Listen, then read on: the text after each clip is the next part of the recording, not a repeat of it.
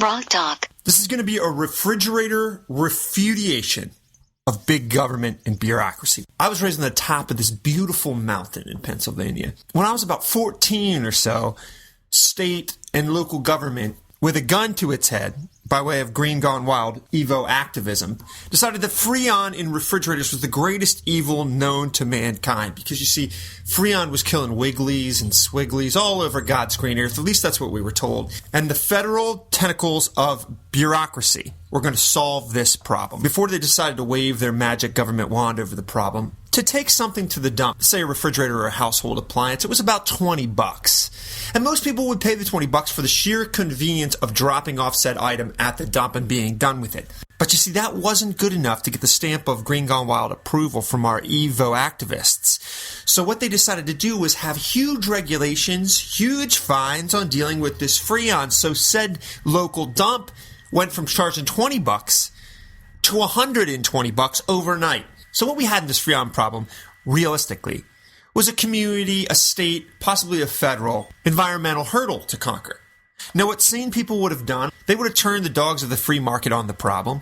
They would have been hard on the heels. How can we solve this problem? How can we do it cost effectively? And how can we employ people to do it? So that's a twofer. We win, you see. People are employed, and we also deal with this issue. But that's not how we decided to approach the problem in Pennsylvania. No. What we decided to do was turn it over to the big, fat, blubbery government. And you know what Joe Sixpack's response was to paying $120, sometimes $200 to drop off his refrigerator at the dump?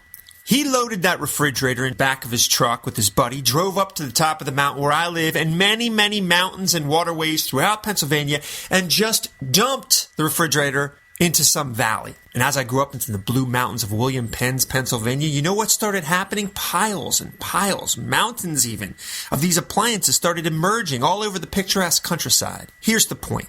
Where once we had a compiling of all these appliances, even if they were poisonous and full of Freon, we had a compiling of them in the dump. We knew where they were. If the federal government insisted on spending taxpayer money on this problem, at least the problem was isolated.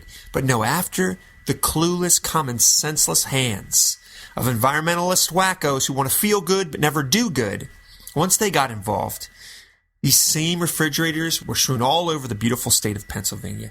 Some never to be seen from again, leaking God knows what into our waterways. The point of this story, one you can recreate countless times, is that government is not the solution to our problems. No matter how great they may be, no matter how well-intended government may be, no matter what kind of veneer of rhetoric they throw on it, they'll always be incompetent, ineffective, and ultimately, they'll take what is a small problem, a molehill, and turn it into a mountain of bureaucratic mess.